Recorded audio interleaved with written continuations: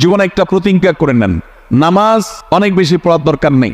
5 ওয়াক্ত সালাত আদায় করছেন, মৌলিক সালাতগুলো আদায় করছেন, জুমা আদায় করছেন, ওয়াজিবগুলো আদায় করছেন, সুন্নাতে মুআক্কাদাগুলো আদায় করছেন, ফরজ সিয়ামগুলো পালন করছেন, আলহামদুলিল্লাহ। যাকাত দিচ্ছেন, খুব বেশি দান সাদকাও করতে পারতেছেন না, খুব বেশি নফল সালাত আদায় করতে পারেন না, খুব বেশি নফল সিয়ামও রাখতে পারেন না, খুব বেশি ওয়াজ মাহফিলেও যাইতে পারেন না, অসুবিধা নেই।